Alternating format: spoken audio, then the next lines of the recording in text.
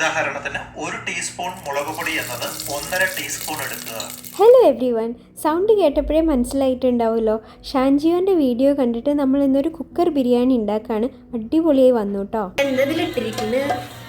2 spoon നെയ്യ്, 2 spoon വെളിച്ചെണ്ണ, പിന്നെ ഏലക്കുണ്ട്, ഗ്രാമ്പുണ്ട്, കറുവപ്പട്ട.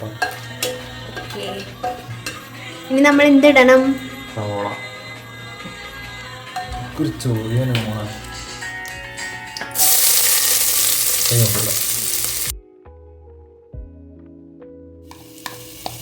അപ്പം നമ്മൾ ഇട്ടതാണ് ഇഞ്ചി, വെളുത്തുള്ളി, പച്ചമുളക്. എത്ര ഇഞ്ചി ഇട്ടു? ഇഞ്ചി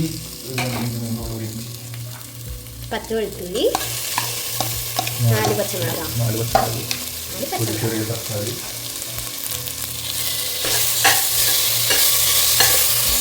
മലയാളികളായ ചെറുപ്പക്കാർക്ക് കുക്കിങ്ങിനോടൊരു ഇൻട്രസ്റ്റ് കൊണ്ടുവരാനായിട്ട് വളരെയധികം സഹായിച്ച ഒരാളാണ് ഷാൻജിയോ എന്ന് എനിക്ക് തോന്നിയിട്ടുണ്ട്. ഇതുപോലൊരു അടിപൊളി ബിരിയാണി ഈസി ആയിട്ട് ഉണ്ടാക്കാനായിട്ട് പറ്റും, എന്നാൽ നല്ല ടേസ്റ്റിയാണ്. ഒരു കിലോയിലും കുറച്ച് കുറവായിട്ട് ചിക്കൻ എടുത്തിട്ടാണ് നമ്മൾ ഉണ്ടാക്കുന്നത്. ഒരു 4 പേർക്കൊക്കെ കഴിക്കാനത് കറക്റ്റാണ്. എത്ര വെള്ളം ഒഴിച്ചേ? ഒരു ഗ്ലാസ് അരിക്ക് 1 ഗ്ലാസ് വെള്ളം. നമ്മൾ 2 ഗ്ലാസ് അരിയാണ് ഇടാൻ പോകുന്നത്, അപ്പോൾ 2 ഗ്ലാസ് വെള്ളം. എന്തായത്? ഇത് നാരങ്ങാനീരും ഉപ്പും കൂടി മിക്സ് ചെയ്യുക. ഇനി നമ്മളിതിലേക്ക് ഇടാൻ പോകുന്നതാണ് മല്ലിയിലയും പുതിനയിലയും. ഇതിൽ മല്ലിയില എനിക്ക് ഒട്ടും ഇഷ്ടമില്ലാത്തൊരു സാധനമാണ്, പക്ഷെ മല്ലിയില ഇട്ടാലാണ് ബിരിയാണി ആവുള്ളൂ എന്ന് പറഞ്ഞിട്ട്. കുക്കർ ബിരിയാണി ആയതുകൊണ്ട് സിമ്പിളാണ്. ഇനി ഒന്നുമില്ല, അത് അടച്ചു വെച്ചിട്ട് വേവിക്കുക, 1 വിസിൽ വരെ. അയ്യോ സോറി. നമ്മൾ കഴുകി വാറ്റി വെച്ചിരിക്കുന്ന അരിയാണ് ഇടുന്നത്. ഇത് വെള്ളത്തിലിട്ട് കുതിർത്തിട്ടൊന്നുമില്ല, വെറുതെ കഴുകി വാറ്റി വെച്ചിട്ടുള്ളൂ. പരത്തിട്ടാ മതി. ഓക്കെ, ഷെഫ് പറഞ്ഞത് ഇളക്കല്ലേ എന്നാണ്.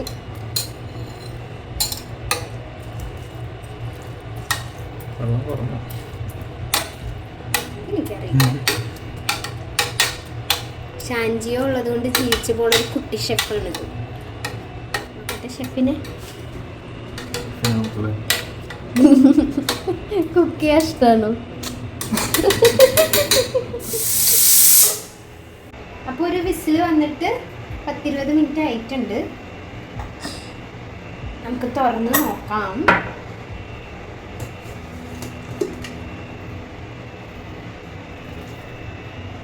എന്തോന്നറിയില്ല, മേലത്തെ ഭാഗത്ത് ഇത്തിരി വേവ് കുറവ് തോന്നുന്നുണ്ട്, പക്ഷെ താഴത്തെ ഭാഗം കറക്റ്റ് വെന്ത പോലെ ഉണ്ട് അല്ലേ? കറക്റ്റാണ് എന്നിട്ടുണ്ട്. ഒന്ന് മിക്സ് ചെയ്തിട്ട് ഒരു 5 മിനിറ്റും കൂടി മൂടി വെച്ച് കഴിഞ്ഞാൽ വേവ് എല്ലായിടത്തേക്കും ഒരുപോലെ ആവും. അതൊക്കെ താഴെ പോയിട്ടുണ്ടോ? താഴെ നമ്മൾ മേലേക്ക് കൊണ്ടുവരണം.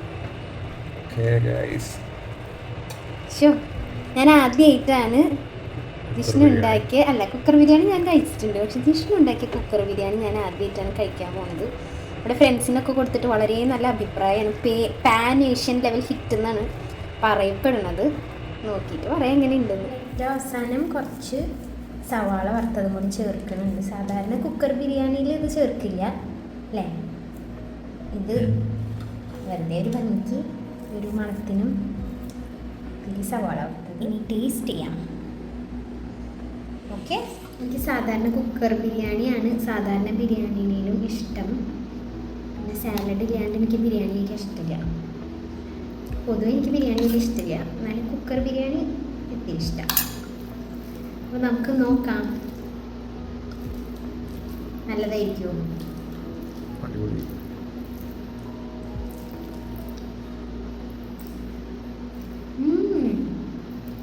നല്ല രസമുണ്ട്. ആ മല്ലിയുടെ പുതിനയുടെ ഒന്നും ആ കുത്ത് അറിയുന്നില്ല. വിചാരിച്ചു മല്ലിയുടെ ഒക്കെ കുത്തുണ്ടാവും. സൂപ്പർ, അടിപൊളി. സ്ഥിര ഷെഫായിട്ട് നിയമിക്കട്ടെ ഞാൻ. ഏറ്റവും ബുദ്ധിമുട്ടുള്ള പണി കുക്കിംഗ് ഒക്കെ കഴിഞ്ഞപ്പോഴേക്കും പാന കഴിഞ്ഞ പന്തൽ പോലെ അടുക്കള. അപ്പോൾ അതൊക്കെ നമ്മൾ ക്ലീൻ ചെയ്തിട്ട് നമ്മളൊരു സാലഡൊക്കെ ഉണ്ടാക്കി ഒരു മൂവി എൻജോയ് ചെയ്തു. അപ്പോൾ സബ്സ്ക്രൈബ് ചെയ്യാൻ മറക്കല്ലേ. Thank you.